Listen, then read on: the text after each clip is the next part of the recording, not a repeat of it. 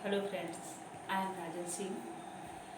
This is my first video before you. Actually ये video जो मैंने बनाया है ये इकोनॉमिक्स का एक टॉपिक है जो बहुत ही इम्पोर्टेंट है, इकोनॉमिक सेक्टर। और इकोनॉमिक सेक्टर जो है ये टॉपिक लिया गया है क्लास 10th के सिलेबस जो कि एनसीईआरटी सिलेबस को फॉलो करता है। इकोनॉमिक सेक्टर ये बहुत ही इम्पोर्टेंट टॉपिक है क्लास 10th, 11th, 12th और अदर उन स्टूडेंट्स के लिए जो किसी न किसी कंपटीशन की तैयारी में लगे हुए हैं। तो मैं इसमें आपको इकोनॉमिक सेक्टर को कैसे क्लासिफाइड करेंगे इसके बारे में बताने जा रही हूँ। मेरा ये वीडियो जो है अगर आपको पसंद आए तो काइंडली लाइक करना, शेयर करना, कमेंट्स करना और सब्सक्राइब करना ना भूलें। तो आते ही हूँ मैं अपने टॉपिक पे, इकोनॉमिक सेक्टर। सबसे पहले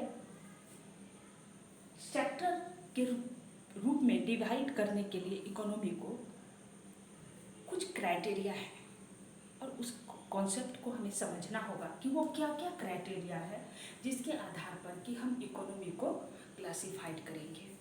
तो मैंने यहाँ पर आपके लिए 3 क्राइटेरिया लाया है।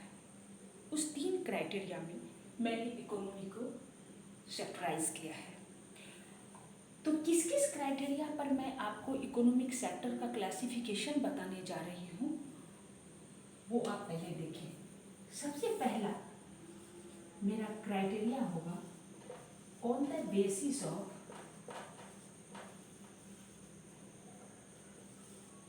Nature of activity. Nature of activity. दूसरा क्राइटेरिया है मेरा ऑनरशिप, मीन्स कि स्वामित्व के आधार पर। ऑनरशिप मीन्स स्वामित्व के आधार पर, इनका मालिक कौन है, मालिकाना हक के आधार पर भी क्लासिफिकेशन होता है इकोनॉमी के सेक्टर का। और तीसरा है हमारा एम्प्लॉयमेंट कंडीशन। Employment condition. इस 3 बेसिस पर मैं आपको बताऊंगी कि इकोनॉमिक सेक्टर का डिवीजन कैसे होगा। पहला है मेरा इकोनॉमिक एक्टिविटी के बेसिस पर कैसे मैं क्लासिफाइड करूंगी इकोनॉमिक सेक्टर को। नेचर ऑफ एक्टिविटी मीन्स किस टाइप की एक्टिविटी, इकोनॉमिक एक्टिविटी। और इकोनॉमिक एक्टिविटी क्या होती है, ऐसी कोई भी activity that we perform to get a living और for the purpose of earning. Earning के लिए या लिविंग के लिए जो भी हम एक्टिविटी करते हैं वो हमारी इकोनॉमिक एक्टिविटी है। अब इसको और अच्छे से समझने के लिए एक एग्जांपल मैं लेती हूँ जहाँ ये क्लियर हो जाएगा कॉन्सेप्ट कि इकोनॉमिक और नॉन इकोनॉमिक क्या है। इकोनॉमिक एक्टिविटी में वो सारी एक्टिविटी आएगी जहाँ पर मैं अर्निंग के पर्पज से काम कर रही हूँ, और नॉन इकोनॉमिक एक्टिविटी में कोई भी अर्निंग नहीं होगा। सपोज मैं एक एग्जांपल ले रही हूँ खुद का ही। अगर मैं घर पे अपने बच्चे को पढ़ा रही हूँ, ये इकोनॉमिक एक्टिविटी में इंक्लूड नहीं होगा। क्यों नहीं होगा? क्योंकि जब मैं अपने बच्चे को पढ़ा रही हूँ तो वहाँ मुझे किसी भी तरह का पेमेंट नहीं मिल रहा है, कोई भी अर्निंग नहीं हो रही है, सेल्फ सेटिस्फैक्शन ओनली मिल रहा है। तो ये मेरा होगा नॉन इकोनॉमिक एक्टिविटी। वही टीचिंग जब मैं किसी इंस्टीट्यूशन में, किसी ट्यूशन में बच्चे को दे रही हूँ, किसी स्कूल में पढ़ा रही हूँ, तो वहाँ मेरा वही एक्टिविटी, सेम एक्टिविटी कंसीडर क्या होगा, इकोनॉमिक एक्टिविटी। क्यों? क्योंकि वहाँ पे मैंने उसी एक्टिविटी के लिए कुछ न कुछ प्राप्त किया है, अर्निंग हुआ है मुझे। क्लियर कि इकोनॉमिक एक्टिविटी और नॉन इकोनॉमिक एक्टिविटी क्या होती है। तो nature of activity, economic activity के आधार पर जो इसका क्लासिफिकेशन है वो 3 भाग में है। 3 पार्ट्स में इकोनॉमी को डिवाइड हम कर सकते हैं। पहला है हमारा प्राइमरी सेक्टर। प्राइमरी यानी प्राथमिक, ये बहुत ही इंपॉर्टेंट सेक्टर है because all other sector depend directly और इनडायरेक्टली ऑन प्राइमरी सेक्टर। और जितने भी सेक्टर है वो डायरेक्टली या इनडायरेक्टली प्राइमरी सेक्टर पर ही डिपेंडेंट है। अब ये प्राइमरी सेक्टर है क्या? When we produce any things by exploiting natural resource. This is called primary sector. जब कोई भी एक्टिविटी हम ऐसे भी करते हैं या फिर कोई भी प्रोडक्शन का प्रोसेस ऐसा होता है कि हम नेचुरल रिसोर्स को डायरेक्टली और इनडायरेक्टली प्राप्त करते हैं, तो ये हमारा कहलाता है प्राइमरी सेक्टर। अब इसको समझने के लिए और अच्छा से एक दो एग्जाम्पल लेते हैं। जैसे पहला एग्जाम्पल है मेरा एग्रीकल्चर। ऊपर का मिटा देती हूँ। Agriculture first example. एग्रीकल्चर के प्रोसेस में कोई भी food crop, cash crop, commercial crop जो भी ग्रो हो, कहीं ना कहीं वो नेचुरल रिसोर्स कहलाता है। क्यों कहलाता है? क्योंकि उसके प्रोडक्शन में नेचुरल फेनोमेना बहुत ही ज़्यादा रिस्पॉन्सिबल है। अब सपोज कॉटन की ही खेती होती है, व्हीट की खेती होती है, या किसी भी हॉर्टिकल्चर में कोई खेती होती है, तो हम क्या देखते हैं कि क्लाइमेट पे, टेम्परेचर पे, रेनफॉल पे, बहुत सारे चीज़ पे ये डिपेंड करता है। तो नेचुरल फेनोमेना पे डिपेंड करता है, इसलिए यहाँ से जो भी प्रोडक्ट प्राप्त होगा वो नेचुरल प्रोडक्ट कहलाएगा। दूसरा हम प्रोसेस ले सकते हैं माइनिंग का। माइनिंग क्या है? The extraction of mineral resource from the earth. Mineral resource को अर्थ से प्राप्त करना, ये भी हमारा प्राइमरी सेक्टर में है। क्यों है? क्योंकि अर्थ के अंदर जो मिनरल रिसोर्स है वो नेचुरल है और उसको हमने माइनिंग के प्रोसेस से बाहर निकाला। अब उसको हम अदर जगह यूज़ करेंगे, किसी इंडस्ट्री में यूज़ करेंगे या फिर अदर पर्पस में यूज़ करेंगे, तो ये क्या कराएगा मेरा प्राइमरी सेक्टर। तीसरा आप ले सकते हैं इसमें फिशिंग, ये भी नेचुरल है, या फॉरेस्ट्री, सेरिकल्चर, हॉर्टिकल्चर, पिसीकल्चर, ये जितने भी कल्चर हैं जो नेचर से बिलोंग करते हैं, ये सारे के सारे हमारे प्राइमरी सेक्टर के पार्ट्स हैं। दूसरा हमारा सेक्टर होता है सेकेंडरी सेक्टर।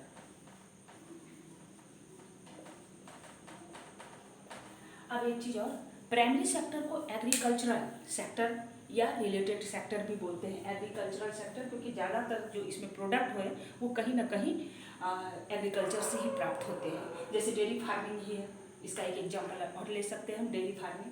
तो कहीं ना कहीं ये एग्रीकल्चर से बिलोंग करता है, इसलिए इसको एग्रीकल्चरल सेक्टर भी बोलते हैं। और दूसरा हमारा सेक्टर होता है वो है सेकेंडरी सेक्टर। सेकेंडरी सेक्टर में क्या होता है?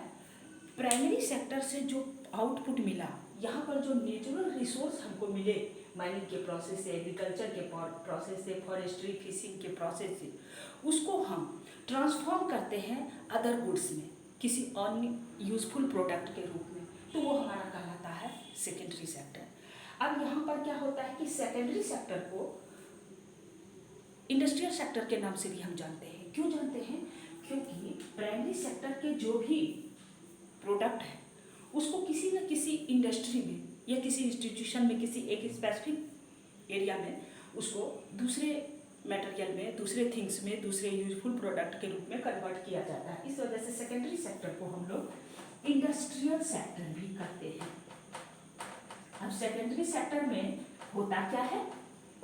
तो सेकेंडरी सेक्टर में basically natural resources are used as raw materials. Natural resource को रॉ मटेरियल्स के रूप में यूज करते हैं and transformed it into other useful product. उसके बाद इसको किसी दूसरे यूजफुल प्रोडक्ट के रूप में कन्वर्ट करते हैं, बदलते हैं, चेंज करते हैं। क्लियर? तो सेकेंडरी सेक्टर को हम इंडस्ट्रियल सेक्टर बोलते हैं बिकॉज कि इसमें हम इंडस्ट्री को आगे बढ़ाने में मदद करते हैं प्राइमरी सेक्टर के रिसोर्स के द्वारा। थर्ड सेक्टर कहलाता है हमारा टर्शियरी सेक्टर। इसको तृतीय क्षेत्र भी बोलते हैं। अब टर्शियरी सेक्टर क्या है? तो ये प्राइमरी और सेकेंडरी दोनों सेक्टर को हेल्प करता है। कैसे हेल्प करता है? इसको ऐसे समझते हैं। मान लिया जाए प्राइमरी सेक्टर का प्रोडक्ट कॉटन है। प्राइमरी सेक्टर का प्रोडक्ट है कॉटन। इस कॉटन को हम आगे बढ़ाते हैं तो इससे हम तैयार करते हैं यार्न। धागा, उसके बाद प्रोसेस होता है वीविंग का, उसके बाद उससे तैयार होता है हमारा क्लोथ। तो कॉटन से क्लोथ जो बना, या फिर ये कॉटन जो खेत से किसी इंडस्ट्री तक आया जहाँ पर ये क्लोथ बना, तो इसमें बहुत सारे सर्विस इंक्लूड हुए, जैसे ट्रांसपोर्टेशन जरूरी था, क्योंकि कॉटन को खेत से इंडस्ट्री तक लाने का काम ट्रांसपोर्टेशन से ही संभव है। कम्युनिकेशन भी बहुत ज़रूरी था, क्योंकि मान लिया जाए कॉटन के जो भी कल्टीवेटर है उनका कहीं ना कहीं उनको कम्युनिकेट करना होगा इंडस्ट्रियल सेक्टर के ऑर्डर से कि वो उनका कॉटन खरीदेंगे या नहीं, तो कम्युनिकेशन भी बहुत मैटर करता है। तीसरा, अगर इंडस्ट्रियल सेक्टर इनका कॉटन खरीद रहा है प्राइमरी सेक्टर का या किसी कल्टीवेटर का, तो वहाँ पर उसको क्रेडिट फैसिलिटी भी चाहिए। तो ये फैसिलिटी कौन प्रोवाइड करता है? तो हमारा बैंक करता है। तो इस प्रकार हम क्या देख रहे हैं कि टर्शियरी सेक्टर जो है वो मेनली क्या करता है? सर्विस देता है। यहाँ गुड्स का प्रोडक्शन नहीं होता है, यहाँ सर्विस रेंडर्ड किया जाता है, सर्विस प्रोवाइड किया जाता है। इसलिए टर्शियरी सेक्टर को हम लोग बोलते हैं सर्विस सेक्टर भी। टर्शियरी सेक्टर को अगर हम किससे जानते हैं? सर्विस सेक्टर, इसको आप बोल सकते हो सर्विस सेक्टर। तो बेसिकली हमने यहाँ पर 3 चीज देखा। On the basis of nature of activity, economic sector are classified into 3 parts: primary sector, secondary sector and tertiary sector. Primary sector is also known as agricultural sector, secondary sector is also called industrial sector, and third sector, tertiary sector is called service provider या service sector. Clear? अब हम आते हैं second basis, ownership के आधार पर। On the basis of ownership यानी capital या resource जो भी है उनका ऑनरशिप किनके हाथ में है, ये भी समझना बहुत जरूरी है कि हमारे सोसाइटी में, हमारे नेशन में, हमारे स्टेट में बहुत सारे नेचुरल रिसोर्स हैं, उनका ऑनरशिप किनके हाथ में है। इस आधार पर भी इकोनॉमिक सेक्टर का डिवीजन हुआ है, और इस आधार पर जो डिवीजन हुआ है वो 2 भाग में हुआ है। पहला हमारा कहलाता है पब्लिक सेक्टर और दूसरा क्या कहलाता है? Private sector. अब तो नाम प्राइवेट सेक्टर तो सभी समझ रहे हैं, ये किसी निजी या किसी इंडिविजुअल के द्वारा रेगुलेट किया जाता है, और पब्लिक सेक्टर जो है ये बेसिकली गवर्नमेंट के द्वारा या किसी सेंट्रलाइज सेंटर अथॉरिटी के द्वारा इसको प्रोसेस में लाया जाता है। अब पब्लिक सेक्टर जो काम करती है, मेनली पब्लिक सेक्टर का जो मेन काम होता है ये होता है इंफ्रास्ट्रक्चर को मजबूत करना, लोगों को बेसिक फैसिलिटीज़ अवेलेबल कराना, और उनके लिए जो इसेंशियल सर्विसेज हैं जैसे रोड बनवाना, इलेक्ट्रिसिटी प्रोवाइड करना, स्कूल बनवाना, हॉस्पिटल बनवाना, ये सारा काम प्राइवेट सेक्टर नहीं करती है। प्राइवेट सेक्टर को इससे कोई फायदा नहीं है, इसलिए प्राइवेट सेक्टर ये काम नहीं करेगी। ये काम जो भी करेगा वो पब्लिक सेक्टर करेगा। पब्लिक सेक्टर का काम ही यही है। मान लो गवर्नमेंट है तो गवर्नमेंट का काम क्या है? हमारे लिए फैसिलिटीज़ प्रोवाइड करना। सपोज कि पब्लिक सेक्टर में अब हम देख लेते हैं कि और भी क्या आते हैं। तो जो भी एसेट्स होते हैं, पूंजी होती है, जो भी संपत्ति होती है कम्युनिटी का, सोसाइटी का, नेशन का, that is controlled by government और अ सिंगल अथॉरिटी, सेंट्रलाइज जो। तो पब्लिक सेक्टर जो काम करती है वो मेनली ह्यूमन वेलफेयर के लिए, इनका जो पर्पस होता है वो होता है ह्यूमन वेलफेयर। वही प्राइवेट सेक्टर जो काम करती है ये या तो सेल्फ इंटरेस्ट के लिए करेगी, इनका खुद का हित इसमें इंक्लूड होता है, या फिर प्रॉफिट मोटिव। इनका मोटिव जो होता है वो होता है इनको ज़्यादा से ज़्यादा प्रॉफिट कैसे इनका मैक्सिमाइज हो। इनको इस चीज़ से मतलब नहीं है कि इससे आपको फायदा होगा या आपको नुकसान होगा या सरकार को क्या होगा, इनको अपना प्रॉफिट से मतलब है। तो प्राइवेट पब्लिक सेक्टर जो होता है, पब्लिक सेक्टर ये बेसिकली जो है ये हमें जितने भी इम्पोर्टेंट सर्विस है वो हमें प्रोवाइड करती है, जबकि प्राइवेट जो होता है ये सेक्टर जो है प्रॉफिट मोटिव और सेल्फ इंटरेस्ट के लिए वर्क करती है और इनका काम होता है खुद को ही ज़्यादा से ज़्यादा बेनिफिट दिलाना। क्लियर? नेक्स्ट लास्ट जो है हमारा ऑन द बेसिस ऑफ, जिसको हम बोल रहे हैं एम्प्लॉयमेंट कंडीशन। एम्प्लॉयमेंट कंडीशन, इस आधार पर भी इकोनॉमिक सेक्टर का डिवीजन हुआ है। एम्प्लॉयमेंट कंडीशन, अब एम्प्लॉयमेंट कंडीशन यानी काम करने की दशा, रोजगार की दशा, इस आधार पर भी इकोनॉमी का सेक्टर है। कौन कौन सा है? फर्स्ट है ऑर्गेनाइज्ड सेक्टर, ऑर्गेनाइज्ड सेक्टर, और दूसरा है अनऑर्गेनाइज्ड सेक्टर। अब इसको हम समझ लेते हैं। ऑर्गेनाइज्ड सेक्टर्स जो होता है, इट प्रोवाइड्स क्या है? जॉब सिक्योरिटी, यानी यहाँ हमको जो जॉब मिलता है वो हम सिक्योर हैं कि वो मेरा जॉब फिक्स है, परमानेंट है, जब तक मेरा एज है जॉब करने का वो जॉब मेरे पास रहेगा। लेकिन इस सेक्टर में किसी भी तरह की जॉब सिक्योरिटी नहीं है, high degree of lack of job security, यानी जॉब की इनसिक्योरिटी है। अब देखिए इस सेक्टर में क्या होता है, और ऑर्गेनाइज्ड सेक्टर में जितने भी डेली वर्कर हैं, जो डेली बेसिस पे काम करने वाले मजदूर हैं, या फिर छोटे छोटे फर्म में, कॉल सेंटर वगैरह में, प्राइवेट स्कूलों में काम करने वाले टीचर्स वगैरह हैं, तो ये सारे अनऑर्गेनाइज्ड सेक्टर में काम करने वाले लोग हैं। दूसरा, ऑर्गेनाइज्ड सेक्टर में जो भी काम करते हैं इनको रेगुलर वर्क मिलता है, इनको बहुत सारा जॉब बेनिफिट्स मिलता है। जॉब बेनिफिट्स में क्या मिलेगा? जैसे पेड लीव मिलेगा। पेड लीव क्या होता है जान ही रहे होंगे आप, कि छुट्टी और उस छुट्टी के बदले में भी पैसे। ऐसा नहीं कि छुट्टी ली है आपने, ये वर्किंग डेज के अलावे वर्किंग डेज में ही इंक्लूड होता है कि अगर आप किसी को छुट्टी की ज़रूरत है तो वो छुट्टी ले सकते हैं, लेकिन उस छुट्टी का उनका पैसा नहीं कटेगा।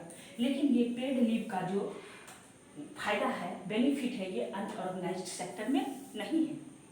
दूसरा है हमारा पीएफ, ईएसआई, बहुत सारे ऐसे इंश्योरेंस सेक्टर हैं, ये मतलब इंश्योरेंस वगैरह है, बहुत सारे बेनिफिट्स हैं। टाइमिंग, वर्किंग आवर्स, टाइम भी बहुत मैटर करता है। ऑर्गेनाइज्ड सेक्टर में काम करने वाले लोगों का टाइम पीरियड फिक्स्ड होता है, क्योंकि अनऑर्गेनाइज्ड सेक्टर में जो काम करते हैं इनके वर्किंग आवर कोई फिक्स नहीं होते। तो paid leave, PF, gratuity, ESI, timing, ये सारा जो है ऑर्गेनाइज्ड सेक्टर में बिल्कुल तरीके से होता है, जबकि अनऑर्गेनाइज्ड सेक्टर में ये सारी फैसिलिटीज़ अवेलेबल नहीं है। यहाँ पर जॉब इनसिक्योर है, ये कब इनको काम मिलेगा, कब काम नहीं मिलेगा, ये खुद नहीं जानते। हो सकता है आज ये काम कर रहे हैं, कल के डेट में इनको काम नहीं मिले, तो इनके लिए वर्किंग कंडीशन जो होता है बहुत ही वर्स्ट होता है। तो एम्प्लॉयमेंट कंडीशन के आधार पे हमने देखा कि इकोनॉमिक सेक्टर जो है बेसिकली टू टाइप्स हैं, ऑर्गेनाइज्ड एंड अनऑर्गेनाइज्ड। तो अब मैं इस टॉपिक को फिर एक बार रिपीट कर रही हूँ। मैंने इकोनॉमिक सेक्टर का डिवीजन आपको बताया, क्लासिफिकेशन बताया, मैंने 3 बेसिस पे बताया। पहला बताया on the basis of nature of activity. तो on the basis of nature of activity economic sector are of 3 types, primary, secondary and tertiary. On the basis of ownership, these are of 2 types, public sector and private sector. And third मैंने बताया आपको on the basis of employment condition। तो employment condition के आधार पे मैंने देखा कि ये ऑर्गेनाइज्ड और अनऑर्गेनाइज्ड 2 सेक्टर में डिवाइड है। तो अगर ये वीडियो पसंद आए तो काइंडली लाइक करें, शेयर करें और कमेंट्स करें, उसके बाद सब्सक्राइब करें।